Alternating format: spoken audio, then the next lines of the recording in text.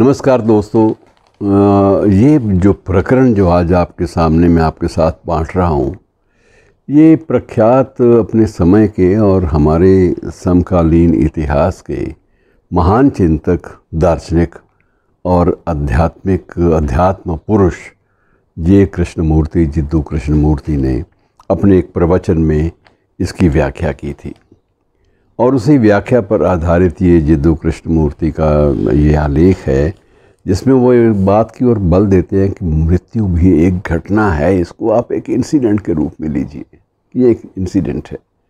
लेकिन होता क्या है कि ज्यों-ज्यों उम्र बढ़ती है, हम लोग मृत्यु से एक प्रकार से भयभीत होना आरंभ कर देते हैं और उससे लड़ने की तैयारी करते हैं। लेकिन कुछ एक बातें हैं जिनकी ओर जिद्दू कृष्णमूर्ति ने, जे कृष्णमूर्ति ने संकेत भी किया है। मसलन ज्यों-ज्यों उम्र बढ़ती है, हम इनसेंसिटिव बहुत सारी चीज़ों के प्रति होते जाते हैं।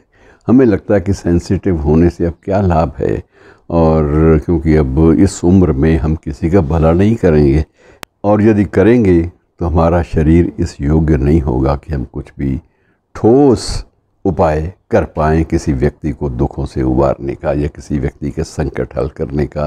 इसलिए हम धीरे धीरे असंवेदनशील होना आरंभ कर देते हैं। फिर जीवन में हम इतना कुछ देख चुके होते हैं, इतने दुखों के भंडार, कि हमें लगता है कि अब क्या पड़ा इन बातों में, रोने धोने में या अतीत की बातों को दोहराए जाने में कुछ नहीं है। इसलिए हम लोग धीरे धीरे ढलने लगते हैं, और ढलते ढलते हम लोग एक आशंका से ग्रस्त भी रहने लगते हैं कि पता नहीं कौन सा पल जो है वो अंतिम पल हो। उस अंतिम पल के लिए हम पूरी तरह से समर्पण भी कई बार करने लगते हैं प्रकृति के समक्ष। अब इसके उदाहरण भी हैं। दिनकर जी जैसे यशस्वी ओजस्वी कवि ने भी अपनी एक कृति हारे को हरि नाम के नाम से दे दी। तो ये जो कृतियां हैं ये, और निर्मल वर्मा की कभी आपको मौका मिले तो अंतिम अरण्य उनका उपन्यास है, अंतिम अरण्य।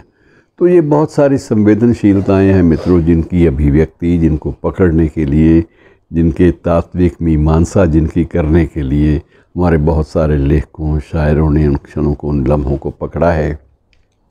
और निश्चित रूप से जे कृष्णमूर्ति कहते हैं कि असंवेदनशील होने के स्थान पर यदि हम एक और एहसास को मन में पल्लवित कर लें, एक और एहसास जगा लें कि ये जीवन और मृत्यु दोनों ही घटनाएं हैं, एक घटना बीत गई, दूसरी घटना होने वाली है।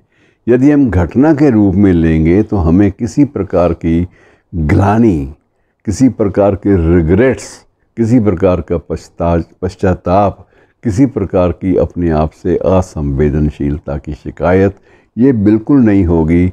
तो ये मानकर चलिए कि जीवन जैसे एक घटना है, जन्म एक घटना है, वैसे ही मृत्यु भी एक घटना है।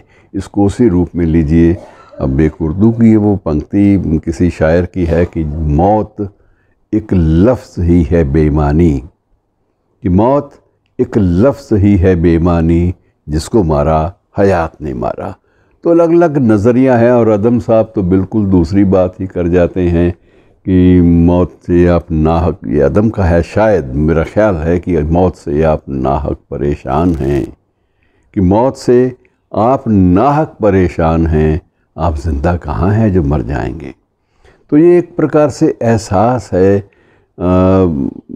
और इसमें आप बहुत ज़्यादा दार्शनिकता को ढूंढेंगे तो आपके हाथ सिवाय हताशा की और कुछ नहीं लगेगा। इसलिए जिद्दू कृष्णमूर्ति भी इस बात पे बल देते हैं कि आप इसको एक घटनाक्रम का भाग्य मान लेंगे तो आपके मन में किसी प्रकार का, आपके मन पर या आपकी मानसिकता पर बोझ हावी नहीं रहेगा। इसलिए बेहतर रहेगा कि आप इसको एक सामान्य घटना के रूप में स्वीकार करें। ओशो ने अपनी अलग ढंग से व्याख्या की है, वो इसको एक उत्सव का नाम देते हैं, लेकिन उत्सव की अवधारणा बिल्कुल अलग है, और ये अवधारणा मृत्यु को एक घटना मानने वाली, ये बिल्कुल लीक से हट के है। तो दोस्तों विचार कीजिएगा।